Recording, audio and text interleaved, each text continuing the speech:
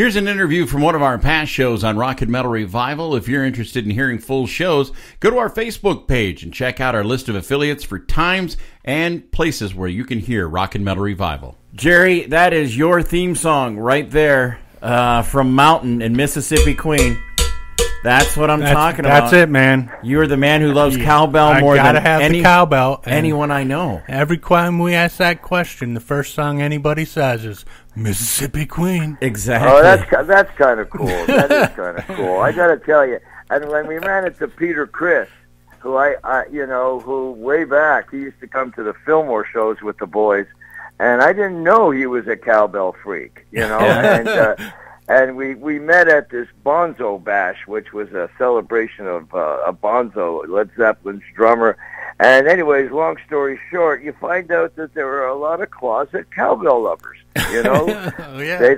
They come out with, they never leave home without it, as I say, Hey, I lucked out, an intro to a cowbell, to a song. Just for your information, I don't know if you know it, but that song was, the reason why there's a cowbell at the beginning is because when I hooked up and we put Mountain and the record together, we had stacks of amps, we had the Marshall stacks. I mean, we were heavy-handed. I think at the time probably the loudest live band. So the only way to cut through, Greg, was to play the cowbell to count it in because you couldn't scream loud enough. 1, 2, 3, you know what I mean? So I did the cowbell, and we did that in the studio because again, you don't want to count it. So always figuring, we're listening back. I said, well, Felix, I guess you can edit the cowbell out now. And Felix says, I don't know, man. That's kind of catchy. I said, it's a freaking cowbell. You're going to think we're Puerto Rican or something, Anyways, he kept it in, and thankfully he did. And, that's history, and I think it's a wonderful thing. It is a financial pleasure, I must say. Well, we want to welcome everybody, Corky-Laing, to the show. And, this on our show, the main question that and Jerry's right, that we ask every performer who's been on this show is, we think your album needs some more cowbell. Yeah, is there any track you serious? think? Yes, yeah. We're dead serious. And so when they came to us and they told us about your book, and they said, you can interview Corky-Laing, Jerry and I looked at each other and go, the king of cowbell. How can we cannot have him on the show? How can we not do this? Oh, I'm delighted. I'm humbled. I'm humbled, gentlemen. This is wonderful. If a cowbell can do anything for a cow, think of it what it did for my career. Exactly. There you go. But, Corky, we want to talk about this great book that you've got out called Letters to Sarah. And you know what? When Jerry explained it to me about what the story behind the book was, I couldn't put it down. I think I read it in 2 sittings. And how did you come up with all those letters and just explain the idea behind the book? Okay. The idea behind the book was really it was inspired by Tulia Tekala. You see it on the cover. She was the co-writer. Mm-hmm. What happened is I had written a few things over the years, these non-redeeming sort of rock and roll decadent ideas of snorting ants with Ozzy Osbourne and shit. That was way back.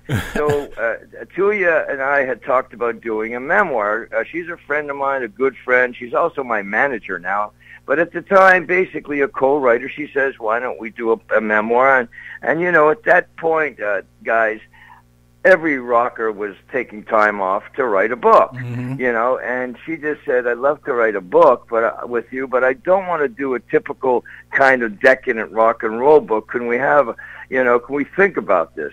Anyways, fast forward a year later, and we're in the studio. Julia has written a rock opera called Plain God, and we're rehearsing at my studio in Long Island. And in the back, she finds a box. She finds a box of letters, which I knew nothing about. I had moved around. When you move, you store things in boxes. I didn't know my mother was saving all the letters that I had written to her over the years, from when I was in the local band back in the 60s, all the way through 30 years when I was on the road. It gets lonely out there, Greg, and at night, and I just wrote her letters wherever I was playing, and she kept the letters. I just wrote them because, in fact, I was trying to keep track just try to tether myself to the family, because it was scary out there. 15 years old, we're playing all these godforsaken tertiary markets in Quebec and Ontario, etc. So I would write, after the show, I'd write these letters. And Tuya found this box of letters that my mother had saved, me not knowing. And we said, well, wait a second. She said, maybe we can use the letters as a time catalyst over the 30 years of, dating where you were, and then I would embellish it with, what I did in that town or whatever was happening in my life, which was kind of, I said, well, that's kind of cool. And we worked over 3-4 years back and forth. I would go to Finland for other work, and we developed the story about these letters over the lifetime of me being on the road. So, it would be like, I guess what they call that, a growing up kind of story. Nice. What do they call that? What do they call that too? So coming of age, through the music industry. Because I really started when there wasn't any rock. There was just pop. And that pop was the sound that you heard when you put milk in Rice Krispies. That's what the sound was. And then electric bass came in the mid-60s, and then the drummer could play loud. You could give up the drum brushes, and you can hit the drums hard. So that's when I started with this band over the years, with the local band, and then, of course, it grew into Mountain, and then joined up with Jack Bruce. So the ascending musical career is involved in the book. But basically, over the years, even when I was, God knows, I'll drop the name, Carnegie Hall, and I had to write my mom. And she said, screw this, I'm going to go to New York. So she came to New York to see us play Carnegie Hall, which, by the way, I think we were the first rock band to play Carnegie Hall at that time. So what I'm getting at is that's what the book is basically about. It's me keeping in touch and trying to just keep secure in the scary world of rock and roll, of rock. Forget roll. At this point, we're just rocking. And I'm hopefully it's not just a music, memoir of. It's about family. I have triplet brothers. I have a sister, I had an uncle and an aunt, and we were all in this home, in this small home in Montreal. So as the youngest in the family, and I don't know if any of you guys are the babies in the family, that's me. I just wanted to get attention. So I wanted to hang in there, because I figured they're going to forget about me. And because I'm out there every summer, every weekend, just playing anywhere I could. And in those days, there were some pretty funky places that you played. And we do cover songs over the years. And so I guess in capsule form, that would be the theme of the book. Just it's about growing up in the music business when, by the way, boys, there was no music business back in the late 50s, early 60s. It was, I say this, when you were a teenager in the 50s, you were a nobody. When you were a teenager in the 60s, you were an everybody. So you luck out, right? Yeah. And that would be the theme of the book, I think, luck. You had to be in the right place, the right time, and all that time, out there in the planet, you wanted to keep some sort of leverage. You want to keep in touch and stay based, So that's why I was writing the letters. The fact that my mother saved the letters was quite something. And the fact that Tuya Takala found the letters and we used it as a catalyst for the chronicle timing of that particular career of this kid, that's what the book is basically. I think that describes it. You guys have read it, and and I leave it to you on that. But it describes how the book came about. I think Tuya wrote a foreword at how she got involved with it. And between you and me, without Tuya, that book would never have surfaced because she's a real writer. She's a PhD, and I met her through going to Finland, and we did some rock shows on this boat, on this cruise that they have going back and forth over the years. So I give her all the credence of whatever it takes. She doesn't make much money yet, but we're hoping she'll make a couple of euros down the road, But that's the way it came about, I think I was really lucky. Yeah, Very lucky. It's really a cool book because I really like this. You met and jammed with a lot of pretty impressive people, like Jimi Hendrix. You got to ride around with him, and he explained what Axis Bold as Love means, and again, that was luck, like, Greg. wow. That was luck. I happened to the band I was in, called Energy, we were managed by the guy that promoted all the shows in Montreal. So when the British invasion happened, this is before any of these guys became celebrity rock stars. They this was their first tour. The Who, Cream, Hermits, you name it. They had to go to Montreal to wait for their visas to get into their first tour in America. The Stones, they had to come to Montreal. We got snowed in. It just so happened I did have a piece of hash, which we became very friendly with Keith. There you But go. what I'm getting at is all timing and luck, etc. So I'd like to think that, I had something to do with it, but, Mother Nature, she has her way of doing this, and this was the mid-'60s, and a lot of stuff was going on, a lot of music, a lot of different music, and a lot of great players were coming to surface. Yeah.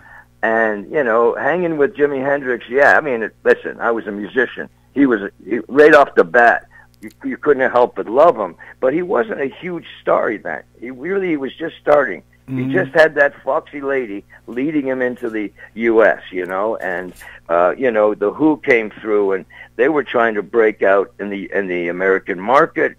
And, God, it was a lot of fun, but I'll say it again, it was all luck and timing. And for a guy who just, I was a groupie. Every great musician is a groupie because you want to get next to your heroes, right? That's the way you get better. That's the way you understand the business.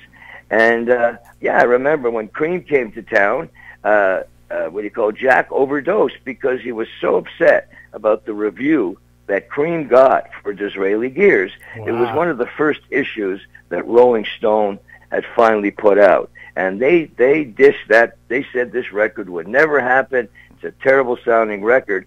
And Felix, who I had known and produced the record, called me and said, by the way, they're canceling the Cream show because Jack had overdosed on, I don't know what pills he took, but he said, Felix says, can you go and hang with Eric? Because he doesn't know anybody in Montreal. Just mention my name. And anyways, I did that. I gave a call, and Eric says, come on over. He's sitting in a hotel in Montreal by himself in another country, and they're just about to start their big tour. And frankly, hardly anybody showed up for the Cream show because they weren't the Cream that everybody came to know. This is before they actually toured Disraeli Gears. And, of course, you guys know the rest is history. But it was wonderful to sit there and chat with Eric before there was no ego. There's nothing involved. And all he told me over the time, he says, one thing we all have to learn is to not let those critics get to our heart, because in the heart is where our inventory is. That's where the repertoire, that's where it's stored. And you don't want anybody messing with it, let alone some funky critic who just happens to have a hair up his ass, and all of a sudden, you take it seriously. So Eric said, we got to protect that. You can't take those guys seriously because they will throw you off to the extent where they threw Jack off, which was, I just realized what I just said. So did we. We're sitting here laughing. I have to tell you, while I missed your call, I had a couple of coffees, so you're going to have to deal with it. I am ripped up here. Anyway, so I'm rambling on. But, without getting too prophetic, whatever the word is, it's all about timing and luck, when it comes to this. And essentially, and you can feel that in the book. You go up and down with what your fate is, and you hang in there. You just don't want to be one of the brothers and sisters left behind, while you're trying to get the big one, the big hit record. Yeah, but not a lot of us have had Jimi Hendrix offer us some magic dust. I'm serious as a heart attack. That was amazing. That was amazing. I remember two of you saying to me, "Are you sure we should do that?" And I went, like you just said, not everybody gets offered magic dust. Put it in the freaking book. Yeah. But it was magic. It was magic. It didn't feel decadent. Isn't that something you're talking about narcotics? It didn't feel like that at all. It was innocent.